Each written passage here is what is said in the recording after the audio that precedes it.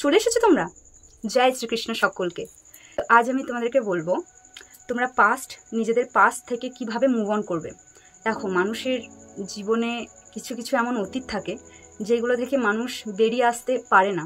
বেশিরভাগ মানুষই বেরিয়ে আসতে পারে না, অনেকের প্রবলেম হয় এবং সেই সব মানুষগুলো ওখানেই না স্টাক হয়ে যায়, জীবনটা ওখানেই থামিয়ে দেয়।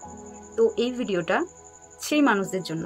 তুমি তোমার অতীতটাকে নিয়ে যেভাবে আঁকড়ে বেঁচে থাকছো সেটাকে কোনো বাঁচা বলে না, সেটাকে একটা জীবন্ত লাশ বলাই চলে, তাই না? নিজেকে একবার প্রশ্ন করে দেখো, তুমি কি জীবন্ত লাশ হয়ে নেই? তোমার মধ্যে কি সেই আগের মতো আনন্দ, সেই আগের মতো ফুর্তি, সেই আগের মতো সেই হাসিটা আর আছে? বলো তো সত্যি করে, কতদিন তুমি ভালো করে হাসোনি? আজ আমি তোমাদেরকে আমার তরফ থেকে 100% বোঝানোর চেষ্টা করব যে তোমরা যেটা করছো বা যেটা ভাবছো সেটা পুরোপুরি ভুল। অতীতহীন কোনো মানুষ হয় না। প্রত্যেকটা মানুষের জীবনে একটা অতীত আছে। যদি বলো যে তোমার জীবনে আছে, হ্যাঁ আমার জীবনেও আছে। তোমরা ভাবছো যে এই তো ভালোই আছি, এই তো বেঁচেই আছি, তোমরা কোথাও বেঁচে নেই।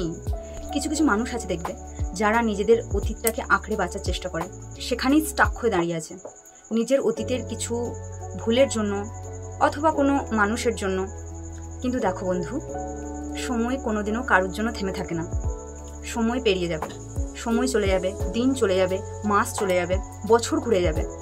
মানুষ এখান থেকে ওখানে জানি না কোথায় চলে যাচ্ছে, মানুষের কত কি ঘটে যাচ্ছে, কিন্তু কিছু কিছু মানুষ সেখানেই স্টাক হয়ে দাঁড়িয়ে আছে যে না, জিদ ধরে দাঁড়িয়ে আছে, না আমি ওই জীবনটাকেই বাঁচবো। কেন? আচ্ছা একটা কথা বলো তো, তোমরা যে মানুষটার জন্য নিজেদের লাইফটাকে স্টাক করে রেখে দিয়েছো একটা জায়গায়, আবার খোঁজ নিয়ে দেখো তো সেই মানুষটা কি করছে। সে তার লাইফে ভালো এনজয় করছে, আর সে তার জীবনে না অনেক আগে এগিয়ে গেছে, তার হয়তো তোমার কথা মনেও নেই। তাই এই সব বোকামো বন্ধ করো আর নিজের জীবনটাকে না ভালো করে বাঁচার চেষ্টা করো। আর যদি বলো ভালো করে বেঁচে কি হবে, একদিন তো সেই মরেই যাবো, শোনো শোনো শোনো, এই সব আজে বাজে কথা একদম মাথায় আনবে না। তুমি সেই গালে হাত দিয়ে বসে থাকবে, কবে আমার সেই দিন আসবে যেদিন আমি চলে যাবো এই ধরাধাম থেকে, সে বুঝতে পারবে তাকে আমি কত ভালো। সে কোনোদিনও বুঝতে পারবে না। তুমি তার জন্য মরে গেলেও সে বুঝতে পারবে না। সে যদি বুঝতে পারতো না, তাহলে সে তোমাকে এই অবস্থাতে ফেলে যেতই না বন্ধু। ঠিক আছে, তোমরা নিজেদের জন্য বাঁচতে চাও না তো ঠিক আছে। মা বাবা যারা তোমাদেরকে মানুষ করেছে, সারাটা জীবন যারা উৎসর্গ করে দিল তোমার নামে, শুধু তোমার ভালোর জন্য যারা অক্লান্ত পরিশ্রম করছে আজও পর্যন্ত যে আমার ছেলে বা মেয়ে ভালো থাকুক। যে বাবা সকালবেলায় বেরিয়ে যায়, গ্রীষ্ম বর্ষা শীত সবকিছু উপেক্ষা করে শুধু তোমার জন্য উপার্জন করছে যে আমার ছেলে বা মেয়ে একদিন অনেক বড় মানুষ হবে, আমার মতো যাতে কষ্ট না করতে হয়, আমার ছেলে মেয়েকে আমি পড়াবো, মানুষ করব। আচ্ছা বাবার কথা ছেড়াও, মা, যে মা তোমাকে 10 মাস 10 দিন গর্ভে ধারণ করলো, সেই মা এত যন্ত্রণা সহ্য করে তোমাকে ভূমিষ্ঠ করলো, সেই মায়ের জন্য বাঁচবে না? আচ্ছা শোনো, তোমাদের যদি কোনো মানুষের জন্য নিজের জীবনটাকে মনে হয় যে শেষ করে দেবো, তার সাথে তোমার সম্পর্ক কতদিনের ছিল? অনেস্ট ভাবে জবাব দেবে। 1 বছর, 2 বছর, 3 বছর, চলো 5 বছর।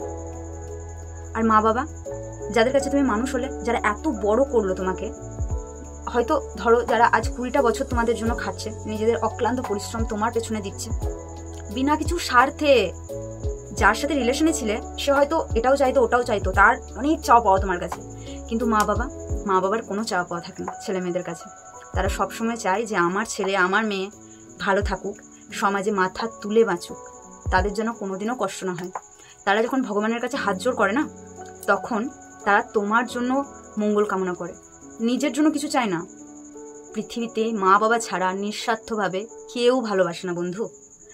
আর যদি বলো যে না মা বাবাও আমাকে বোঝে না, মা বাবাও আমাকে ভালোবাসে না, তাহলে শোনো, তবুও অপশন আছে। যে তোমায় এই জীবনটা দিয়েছে, যিনি এই জগৎকর্তা, যিনি জগৎকে চালাচ্ছেন, যে তোমাকে এত সুন্দর একটা লাইফ দিয়েছে, এই পৃথিবীতে পাঠিয়েছে যাতে তুমি কিছু কর্ম করতে পারো, ভালো নিজের জীবনে উন্নতি করতে পারো, সেই ভগবানের জন্য তো বাঁচতে পারো। সেই ভগবানের হাত ধরে দেখো।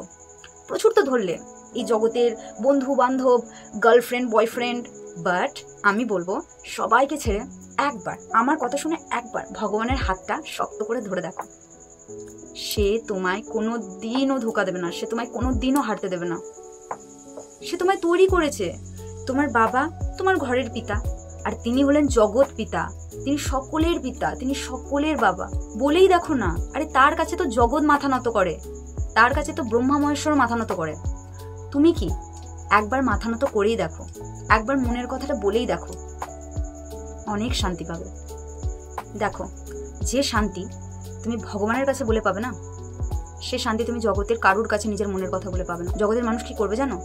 ঠিক আস্তে আস্তে তোমার মনের কথাগুলো তোমার মন থেকে বার করে নেবে। হ্যাঁ হ্যাঁ, তোর সাথে এরকম হয়েছিল, ও তোর সাথে এরকম হয়েছিল, এই মা তোর সাথে এরকম করেছে। তারপর সে কথাগুলো কি করবে জানো? অন্যজনের কাছে গিয়ে চুগলি করবে। মানুষের কাছে বলা ছাড়ো আর ভগবানের হাত ধরো। মানুষের হাত ধরা ছাড়ো আর ভগবানের হাত ধরো। কিছু মাথায় ঢুকেছে না? এখনো বোঝাতে হবে। যারা বোঝার তারা বুঝে যাবে, আর যারা বোঝার নয় তারা আমার ভিডিও দেখেও বুঝবে না। ভাই বা দিদি বা আমার থেকে যারা ছোট এই ভিডিওটা দেখছো, আমি জোরহাত করে বলছি, এই জীবনটা বৃথা ভগবান দেয়নি। এই জীবনটার একটা মকসদ আছে, এই জীবনটার একটা উদ্দেশ্য আছে। এবার তোমরা হয়তো বলবে যে তুমি এত কনফিডেন্স নিয়ে কী করে বলছো?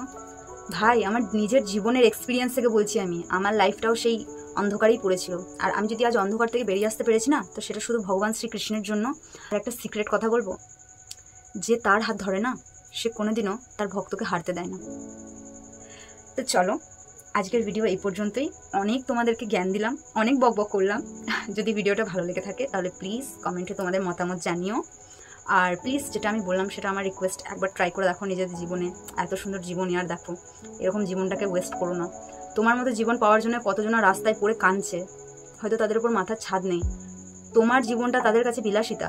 তো প্লিজ নিজের জীবনটাকে এভাবে নষ্ট করো না, নিজের জীবনের উদ্দেশ্য খুঁজে বার করার চেষ্টা করো। সবাই ভালো থাকো। রাধে রাধে।